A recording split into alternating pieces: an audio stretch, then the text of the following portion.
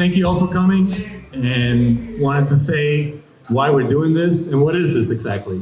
We're just gonna have a casual talk about those days growing up in Queens, doing graffiti, moving to Queens. It's great that books come out every year documenting the culture, videos come out, photos come up every day. But I find the oral tradition missing a lot. Meaning, when you were writing, if you get into writing, you would learn. I'm glad to see everybody here. I'm glad to be here, because as everybody mentioned, when I was growing up, I was a graffiti artist, and it was all about having fun. And I'm having fun tonight, and I hope everybody's here is having fun. And just to mention it, it was about getting up. For me, it was about getting up. Some of you might identify with, like, I don't know, with TikTok and Facebook, like how many hits you get. Like, it was about, for me, how many trains I tagged, how many subway stations I tagged. Somebody once mentioned to me, kid, you know why your brother's so famous and so popular? Because he writes his name where people could see it. I was a little kid when I started. I was 9, 10 years old. Just imagine that. And I was small, you know, I used to write in little places, you know, and somebody like, and the light bulb went off. Oh, I gotta put my name where people see it. It was about fame. You know, we had our own language. You gotta get up, it's about getting fame. I see cameras around here. It was about, maybe they might shoot a movie there. Time magazine might take a picture here. They might interview Robert De Niro here. We gotta get Central Park. We gotta get over to Times Square. You know, I'm born and raised in New York City. That was our canvas. And New York City, the New York City Transit though was my playground. A lot of my peers, they were going to play basketball, play softball. I would ride the subways up and down, up and down. That was literally my playground. And as I, you know, got mature as far as graffiti was, you know, all about, again, the theme was getting up.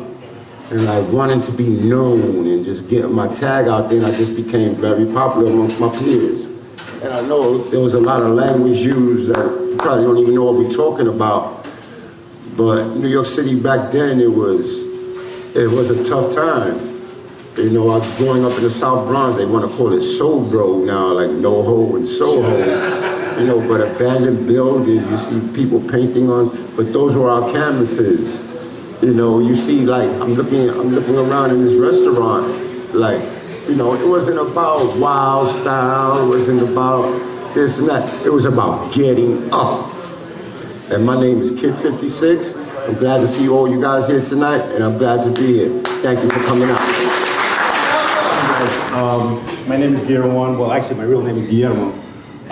Started writing like in late 74, mid 74 in the streets. I would see all the graffiti on the way to school, B1, FTT 56, Kid's brother, K56 brother, Clyde, Eva 62, Barbara 62, and you know, once you see that stuff, it's just you get the bug, and I realized I wanted to do the same thing, and little by little, you know, I just picked up a toy marker. We used to make markers out of like erasers.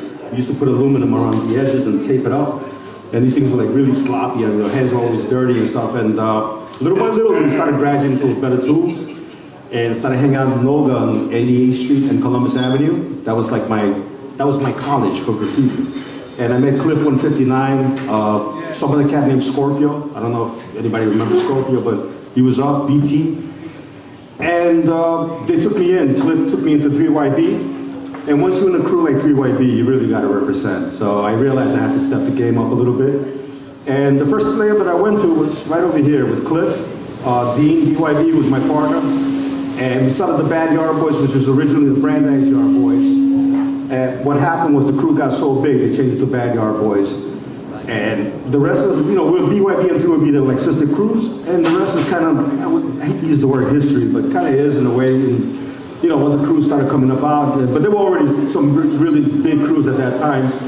And, you know, we took over the BMTs basically. A lot of people don't know, but when I quit with about, not like Jester, this guy had like a gazillion pieces, but I had about close to 1,300 pieces. At that time, that was a lot of pieces. So my name is JESTER1, aka Die167, aka Tent2, and I started writing back in the early 70s. And I'm one of the guys that moved to Queens. I'm originally from Harlem, New York, and Queens became my home in 1976. So I rode in Queens only a short time because I stopped riding in 79. So I rode in Queens from 76 to 79. So my main thing was when I was living uptown, I also got started with a guy named Cliff 159. Me and him grew up together. We lived in the same projects, we were in the same elementary school, we were in the same public schools. It was me, Cliff, and another guy by the name, rest in peace, Stan 153. We all grew up together and we lived, and we went to school together. Childhood friends. So it's today, you know, Dewey Yard, all the A trains, B trains, back then it used to be. And I was telling my boy about the buffers and stuff years ago, and I had my brother wanted to beat the shit out of me, which he wrote. He wrote Chain One, and so him and his friend like always stood together. They were like tight, but like that was my boy CA, and that guy, all he did was put fire under my ass, like just kept me going. Matter of fact, I was bugging out. I was just showing him the piece that I got from him. I heard you wrote FI and it stood for fuck in. We just going through a phase. Yeah, it was like, you know, like, because he used to put like all the ends next to me, and I used to be like, oh, what the hell is he biting me?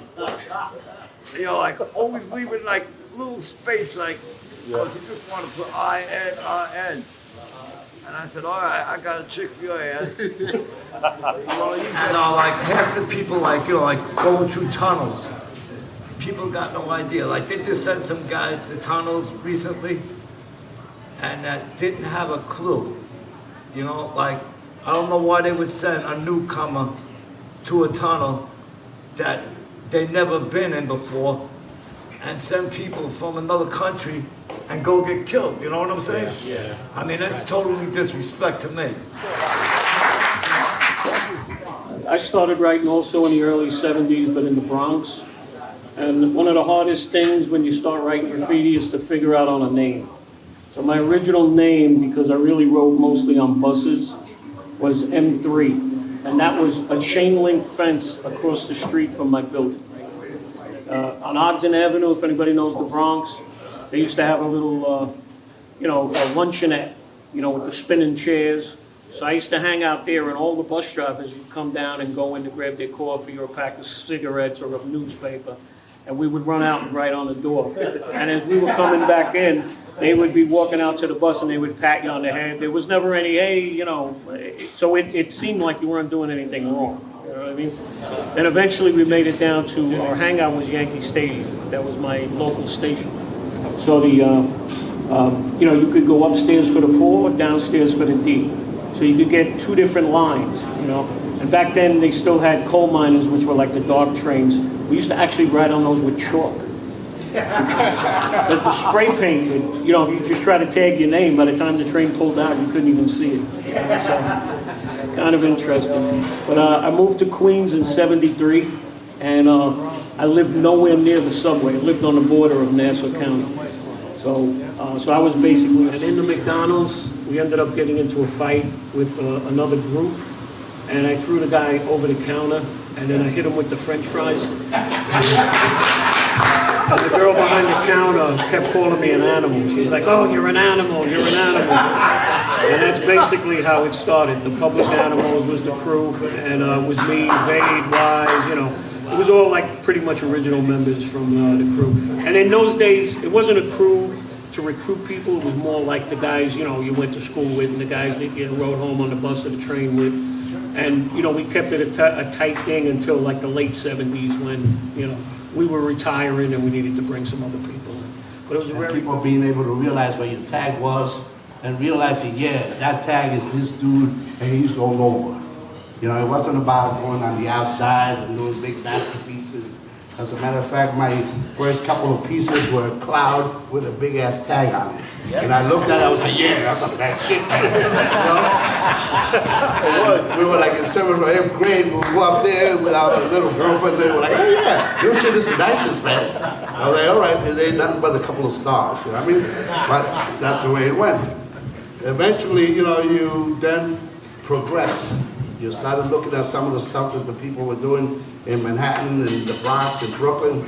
And then they started coming out with the 3Ds, you know, Flint 707. You look at it, his first 3D that came out, and you were like, whoa. So everybody says, oh, I originated this or I made that. No, everybody copied from one another, and you enhance and you continue to progress in the way you made the pieces. Like I said, the first pieces I did was a little cloud with a tag. Then I met this kid in 9th grade, that Jazz PR 1 and 2. He told me, yo, you want to go hit the train? I was like, yeah, all right, where we going to go? We wound up going to the wine yard in 242. Okay, I went up there, and then, you know, we had what they call the box letters. And then, you know, many years later, I find out, you know, from PC Kid, he was like, yo, your name is in the Jack Stewart book. I was like, what the hell is that, man? You know? He goes, yeah, man, you got the book, you got your piece in there. I looked at it, and it was the first piece that I ever did that was the top to bottom, which was on the #1 line from 242, box letter style. And then it became an issue of just, all right, what do you do? It was like no Nintendo at home, no computer, no cell phone. So it was like, all right, what do? We had all summer. Get out of the house at 8 o'clock in the morning, don't come back till 6. All right, so what do? All right, let's go steal some fucking paint. Go down to the yard and do some tagging. And that was the big motion of it. And the tagging aspect of it was the biggest part of it. Nobody ever realized that, all right, let's go outside and do it. So we're like, all right, let him kill the 7 line, we're gonna go to his yard and we're gonna burn that shit. And we did that, man. We went to Pitkin and we were there every weekend. In the afternoon, jumping over the wall, hitting the 10 trains. We would finish up there, then we would walk down to New Lots. We would go to New Lots and then hit the 2 trains over there. So eventually, what you don't realize is that you hit certain number of trains and they turned over to other lines. So eventually you had your name all over the place. And one of the biggest things that I always remember, and that was, you know, a highlight of all of this, was when we did the Freedom Train in 1976. Kane came to me and he said, hey man, you know, I have an idea. We should paint the train both sides, top to bottom, the whole cars. I'm gonna get 300 cans of red, white, and blue paint. And I was like, all right, cool, let's do that, man. And you know, before you know it, we must have 30 or 40 people. We go to the yard, and then we spend the whole night in the yard from like about 10:30 at night till 6 in the morning, and we bomb the hell out of one train. And it's unfortunate that, you know, they had taken a 35mm film of that whole thing when it was done the next day about 6 o'clock in the morning, and that thing has never surfaced. But in reality, a lot of people were saying, oh, we were the first ones to come out and, you know, do a whole train and do this and do that. But in actuality, it turned out to be the Queens people that were actually doing a lot of this work. And in the end, it was the Queens writers that wound up kicking ass and really taking over the entire system. And I give Vinny a lot of credit. Is the Wiz, a lot of the boys from Forest Hills. In Forest Hills, I mean Uncle John, Tier 2, and then the Jamaica boys, which people don't talk about, which was Mingo and his crew. Those guys had the F's and the E's on the lockdown, including the Duke 9 and Dime 139. Quick used to go to Pratt Institute in Brooklyn. And so we used to pick them up, we'd hit Brooklyn, we'd work our way into the city, and we were in City Hall. And Quick had, remember the old day, the orange vest for the transit workers? And you could hear the cops opening up the gate at City Hall to come down, like when you were piecing. So I start running because I hear the gate opening. He puts on a vest and picks up a broom, and he rats me out. Yeah, he went that way. thing is, he was driving and we parked on Canal. So I waited. The jewelry stores back then didn't have like gates. Yeah. So you used to be able to stand in the jewelry store on Canal Street and nobody would see you. And I waited for Quick and I said, wow, this guy literally stood there like he was a transit worker. Picked up a broom and walked right out the gate. But those were the kind of excursions we did pretty much on a weekly basis. You know? Can I say something? What's it? Step up, get up there. Get on the mic and say a couple This is my old breakdance partner right here from Dynamic Breakers. What's up, Kid Freeze in the building? I love y'all. We here, yo. Let me tell you some stories about Queens in the Bronx. Straight up, I was born in the Bronx. Let me lower my voice a bit. Anyway, I seen a lot of graph writers that I used to work with. You know, Dondi, State Band 2, Rip 7, and Mitch 77, 7 Up. But when I came to Queens and I met Chichi 133, he introduced me to Tracy, you know what I'm saying? So it was a Bronx and Queens thing, but let me tell you something that I know. What I put in the work in breaking, Queens put in the work for graffiti, no doubt. We all put the work in, but the Bronx and Queens thing with hip hop, we put in the work, but do the homework. See the history, all right? Check the records, because it's certified. So what I'm here to say is that, yo, we did it too. Not just the Bronx, because I was born in the Bronx, but Queens put the work in. So look at the records, you know what I'm saying? It's proof. It's proof. Proof is in the pudding. So I just want to say, yo, I'm glad to be here. Yo guys all put in the work. I'm honored to be here. It's not a Bronx and Queens thing, it's a hip hop thing. Keep doing your thing, I love you. It's my man right here. Where is he at? Right here. Legend right here, yo. I love you. You're all legends. God bless you. Keep doing your thing. Peace, man.